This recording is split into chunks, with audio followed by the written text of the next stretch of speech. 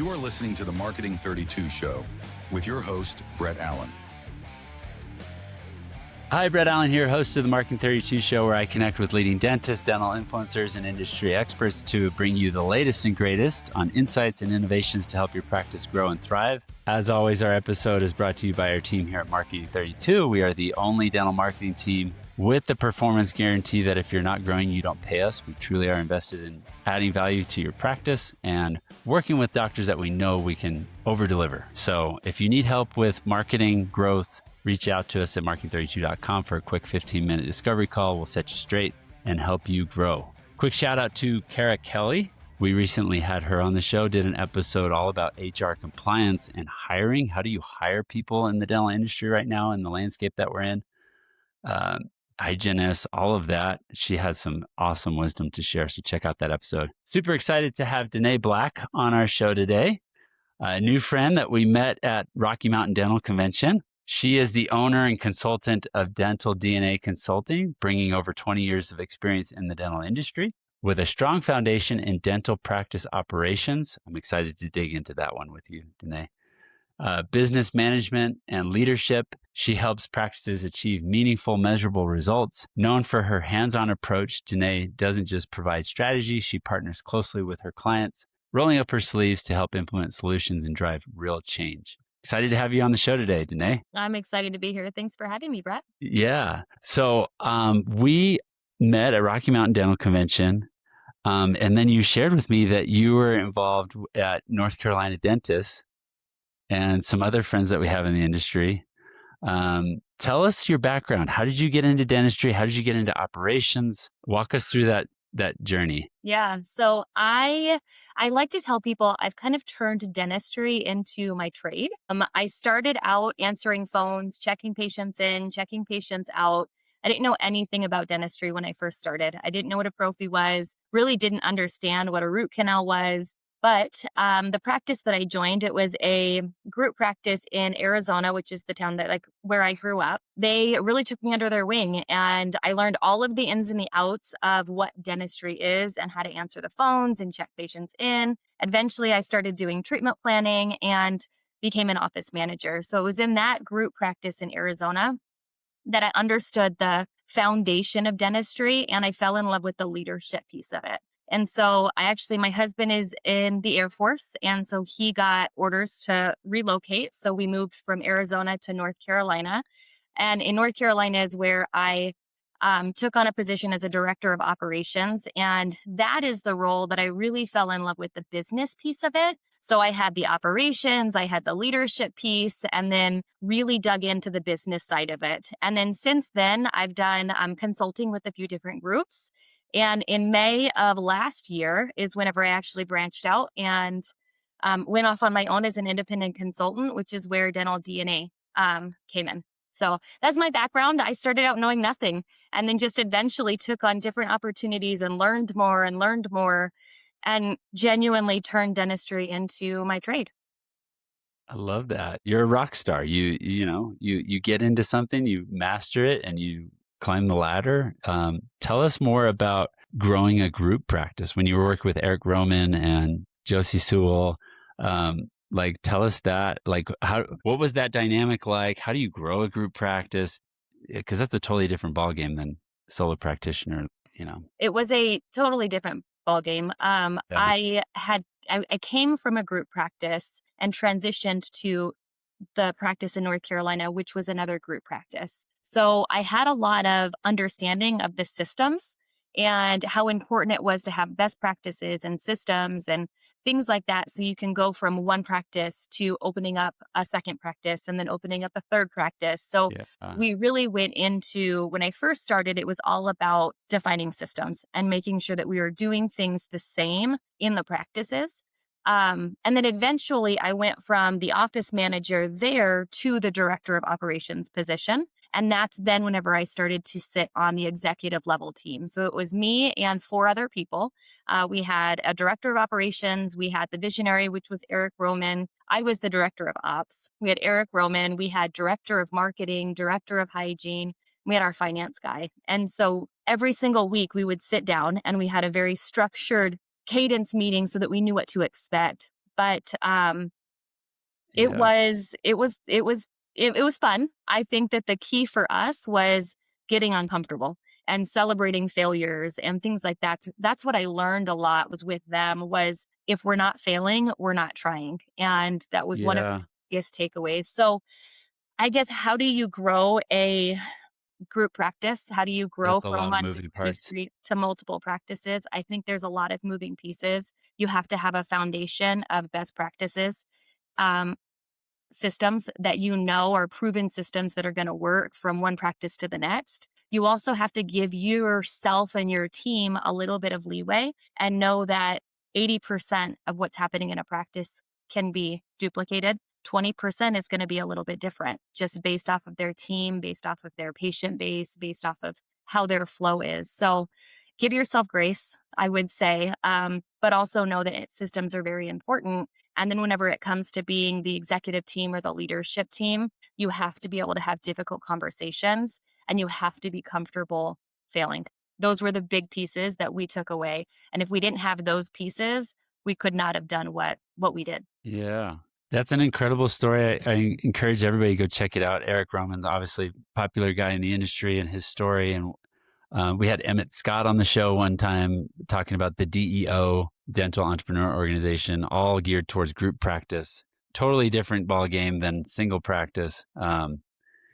Yeah, there's so much in operations and leadership and management. Tell us more about your method, the DNA approach. Yeah. Yeah. So the DNA approach, with in my experience, what I have learned is that it's really hard to create something if you don't know what you're trying to create. And a lot of times when I partner with dentists, they know they have an idea of what they want to build, but they don't know how to communicate it. And so I actually take each one of my clients through the DNA journey. So it's a fun little spin off of my name, Denae DNA, Yeah. dental DNA. But it really is the three-piece journey that I take all of my clients through. So the D is where we start. So that's the D phase. That's the dream it phase where we lock in what it is that you're trying to build. So we define what your dream is. We then make sure that you have the pieces in place to support that dream. So your team structure. We make sure that we've got all of the things that are set up to support the build of what your dream is. Then we move into the in phase, which is the narrate phase. So now that we know what we're building, what your dream is, now we can put a plan in place to actually make it happen. So it's a very customized plan based off of what you're building. Then we go into the A phase, which is the accelerate phase. And that's where I roll my sleeves up and I work with the team, partner with the team, partner with the leadership team to make all of that stuff come to life. So it's the dream it, narrate, accelerate it phase, which is what all of my clients go through. That's awesome. Yeah. When you work with people, what are some common challenges and obstacles that you run up against? Obviously, people bring lots of different backgrounds. They have different teams, styles, culture. What are some common things that people seem to butt up against, like a ceiling where they're stuck, right? Yeah. I would say leadership. Leadership is typically the one thing that's kind of holding a lot of people back. And a lot of times, you know it. You know that the hard conversations you have to have, you know the shifts that you might need to make in your team, or you know that you should be having these regular one-on-ones with your team. You're just not prioritizing it. Um, Maybe because you're not comfortable with it, or maybe because you don't know how you can squeeze that time in. But I would say the leadership piece is probably the most common barrier that I have to help practices overcome Mm. in order for us to really take their practice to that next level. Yeah, I feel that in my business. I know I'm the biggest bottleneck and I hold things back. Our team, we've got 19 people and we do a lot for the clients we work with. And oh, there's so much in leadership.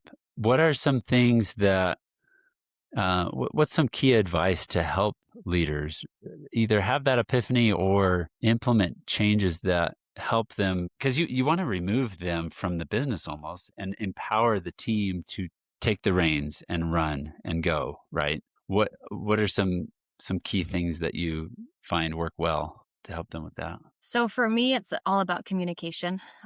Communication is going to tie into a lot of other pieces in your ability to inspire your team and your ability to have the difficult conversations that need to be had. So for me, it is prioritizing communication. So regularly going out of your way to check in with them. And it can be as simple as what is working really well for you in your world right now? What is not working so well for you in your world right now? And how can I best support you? Mm, Sometimes they're going to say, everything's great and I don't need anything. But the more consistent you can be when you do those conversations, the more they know what to expect. mm, And so it kind of goes into this whole like trust triangle and helping them trust that you have their best interest in mind and know that you're there. But that doesn't mean that you're solving all of their problems, right? You can take an approach to where you're checking in, you're trying to see how they're doing, but you're also responding in a way that's not owning all of their problems. And instead, you're kind of putting it back on them and saying, hey, mm, that's a great question. I have some ideas, but I would love to hear what your thoughts are first. mm. So then it Yeah. creates this idea or Ownership. Yeah. relationship of solution focused. I want to Hmm. help you. I want to help build you into this solution focused person rather than just being the dump all of the problems. And Mm, either you become overwhelmed because you're trying to solve all of their problems, or you become this vent that they end up saying, nothing's going to happen. Brett's never going to take care of it. Right. And so oh, then yeah. talking to Yeah. you. Want to avoid that. Yeah. Right. So you want to avoid both of those. So communication is key whenever it comes to leadership. I think that if you do not go out of your way to intentionally communicate with your team, you're losing them. So Mm, it's how you can be a reactive or a proactive leader instead of a reactive leader. I see that a lot where I talk to doctors and they're like, "Man, I had no idea this hygienist just put in her notice and I had no idea she wasn't happy." mm. Right. Like, Yeah. how often are you talking to her? How much have you really gone out of your way to make sure that he or she is happy in their role? Yeah. So, communication for me is a huge piece of leadership, but it's also a big piece that we as leaders tend to avoid because we don't want the problems, right? I don't want to talk to them. I don't want to ask them what's not working well because then they're going to tell me and then I Mm, have to deal with it. But if you can yeah. do it in a way that helps them become solution focused, it can be a make or break. It can completely change the dynamic in your practice. What do you, so yeah, that's great advice. There's a lot of nuggets in there. What do you recommend in terms of a cadence and like how often do you meet with people individually? How often are you meeting with the team and having these conversations to empower them? Yeah. What's yeah. So my recommendation, ideally, you're checking in with them, almost think like hallway conversation. So you're checking Okay. in with them once a week. A lot of practices or leaders do have a hard time with that. And so I say, if you can't do once a week, do it every other week. But whatever it is that you settle on, make sure that they know what to expect. It doesn't have to be anything formal. It doesn't even have to have a whole like written document. It Over can be lunch in the the hallway. Yeah. yeah, those 3 questions. Hey, what's working well, what's not working well, and how can I Yeah. best support you? So that's my recommendation from a regular cadence so that you can keep a pulse and you know what's going on and you can kind of feel them out. Mhm. I do not recommend annual performance reviews. In my experience, in my all of my history, you're really only doing an annual performance review based off of the last 2 or 3 months. Yeah, it's not You're calling it a whole performance annual review, but it's really just based off the last 2 or 3 months. So my recommendation is that when you're sitting down with them formally, that you're doing it quarterly. And that is your chance to be able to touch on core value fit. Like, how are they doing from a core value stance? And how are they doing from a performance stance? You shouldn't even really be checking in with them at this point because you already know how they are during your weekly or the biweekly weekly. cadence. Yeah. So every quarter, you're sitting down with them and you're talking to them about performance. And then you just completely get rid of your annual reviews because you're meeting with them every quarter. That's great. So do you put obviously the quarterly is something that you would put on the calendar. These weekly, biweekly, is that just something that you kind of have a mental note, oh, I need to meet with so and so this week because I haven't talked to them yet? Or do you actually put it on the calendar? So I wouldn't put it on any official calendar. I would give yourself reminders. Okay. So let's say you do a bi-weekly meeting because you've got a large team. So then at the beginning of the week on your like Mm. on your personal calendar reminder, you can put the 5 employees that you're going to touch base with that week. And then you can plan them out. It if it's the same day of the week at the same time, it feels really formal. So Mm. I like the almost The Halloween casual. casual. Yeah. So It feels I more personable and yeah. Yep. So Yeah. I typically say, don't make it very formal. Don't make it this like locked in conversation. Instead, when you notice throughout the week, okay, I know I've got these 5 people I have to meet with this week, find a time to meet with Mm. them and then know, okay, I check that off, check that off. Now we're good to go. I actually give my clients, I call it a trust tracker.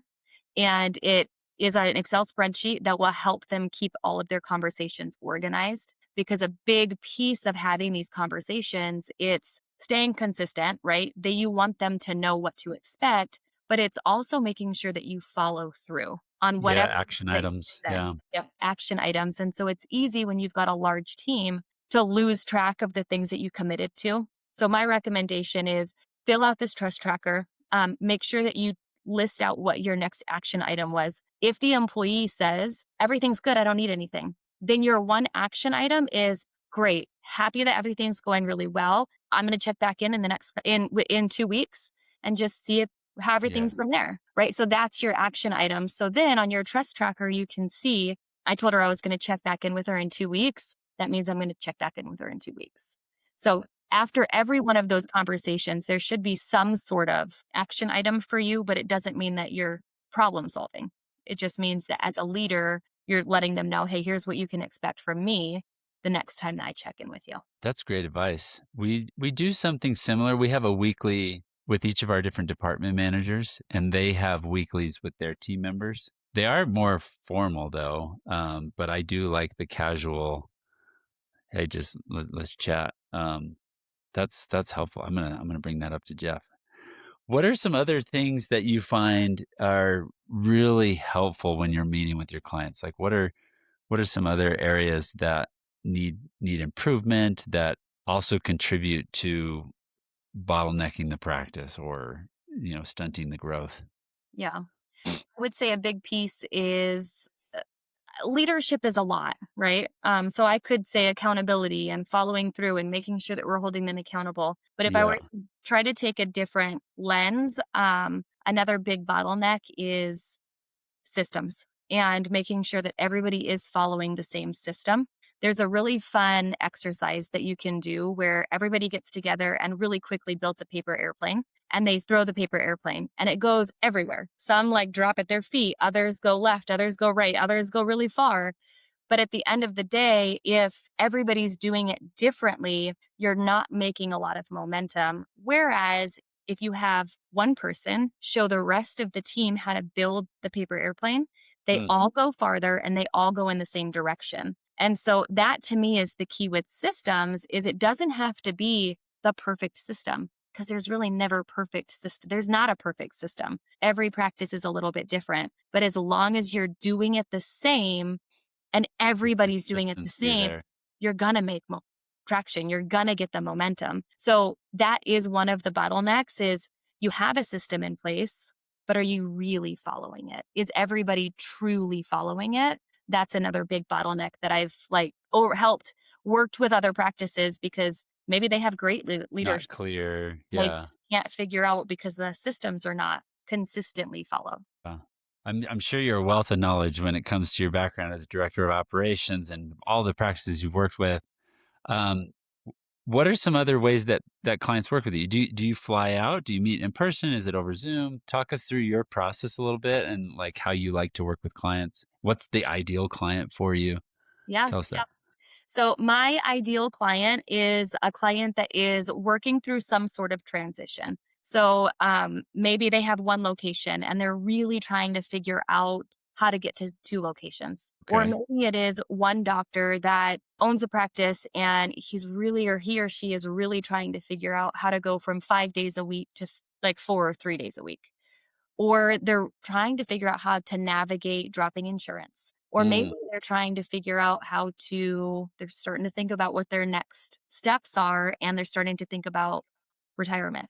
How are they going to build everything up to where they can truly be able to retire? So some sort of transition is typically my ideal Right. practice. And the reason for that is because they're goal oriented. They've got something that they're trying to do. Yeah. And so I work really well with people that are goal oriented because I'm very goal oriented. And so it works well. So that's my ideal client is somebody that's working through some kind of transition. I would say one of the things that does make me unique is that I don't have very structured partnerships. Every partnership does look a little bit different. Most of my clients we're meeting 1 to 2 times a month. And then depending on what projects they're working on or depending on what they need, I might actually go out to their practice. The frequency of that could look a little bit different. But typically it's going to be twice a year where I'm going out and helping them like lead a big initiative. So it could be we're creating their goals for the year and we want to get the whole team bought in, things like that. So usually it's going to be 1 to 2 times a month is whenever we're set to actually meet and work through things. But I am always available for my clients. I tell them Monday through Friday. I draw the lines on Saturdays and Sundays. That's my family time. But Right. I do tell them and I encourage them. I say, if I don't hear from you throughout, between meeting one and meeting two, I start to get a little bit nervous, like, what's going on? What are you guys like putting out a lot of fires? What's happening? Mm. So my partnership does look a little bit different. It's not very like super cookie cutter, but traditionally it's going to be 1 to 2 times a month. The majority of it is virtual, but if they really feel like hmm it would be beneficial for me to come out, I absolutely will. I'm based in Michigan, but I work with practices all over the nation. So happy Yeah, to that's fly out to awesome. them if they need it. Yeah. So That sounds great.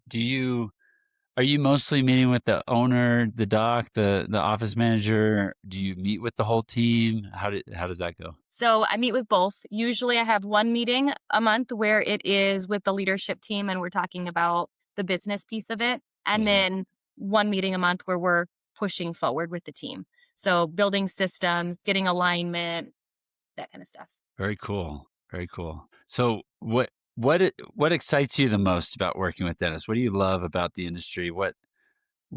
Your ideal client when you're working with them? Tell us how that goes. Like what's a highlight or even a win? Like brag about yourself. What's some cool results you've gotten? Yeah. So my favorite is whenever I'm able to see them, like the results that it has in their personal life. Whenever I'm able to see a Mm. dentist who, like, we first partnered together, the cash flow was really low. They were really stressed out. They just felt like their business, they were working for their practice versus their practice working for them. When we can flip that around to where if they have a bad month, they're not as stressed because they know they have the cash reserve.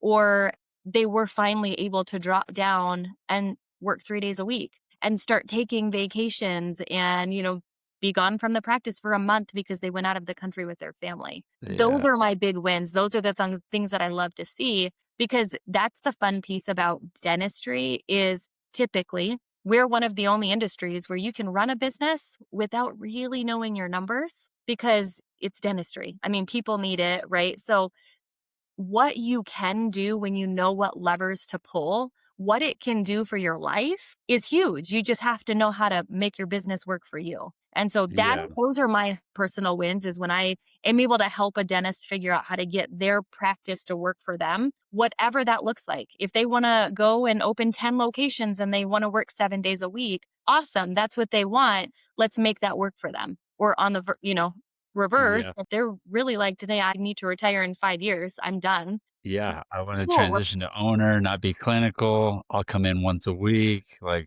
yeah, those. Yeah. Yeah. Yeah. So those Yeah. are That is. my favorite.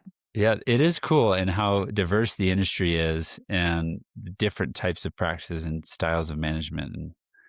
And we see it all the time. There's different clients that come through the door to work with us, and there's different managerial styles. There's the micromanagers. There's the super fun. There's the teams that really just get it and they just are knocking it out of the park. It's fun the nature of client work. So I'm with you on that. What's if people want to find out more about you, where do they go? If they want to work with you and see if it's a good fit, where do we direct them? Yeah. So they can go to my website or they can just give me a call. Happy to jump on a call. But my website is Dental DNA Consulting. So just www.dentaldnaconsulting.com. And it's got all of the, my information, what they can expect, things like that. I'm also on social media. So Facebook, LinkedIn, Instagram, that kind of stuff. So yeah. Okay, great. I always close with that one golden nugget. What's that one epiphany we can help our listeners have that will have a big impact in their life or their practice? What's that Yeah. advice you got? I would say have a vision. Be crystal clear on what it is that you're trying to build in your personal life and in your professional life. When you can truly see what you're trying to build and how you can get there, when you can see what you're trying to build, how you can actually get there becomes a lot clearer. That's purpose, right? That's living life with a purpose. And so for me, I would say if there's anything that you can take away from life is live life with a purpose. And the key to that is knowing where you're going. So have a vision. Yeah, be intentional. Yeah, that is great. I need to rehash my vision and make sure it's clear with everybody around me. Living life by default and just kind of going through the motions and reacting is not the best way. That's great advice. This has been so fun, Denae. Thank you for coming on the show and sharing all your wealth of knowledge and tips and advice. This has been great. Thank you for having me. All right, guys, until next time on the Marketing 32 show, have a great day, great rest of your week, and we'll see you on the next one.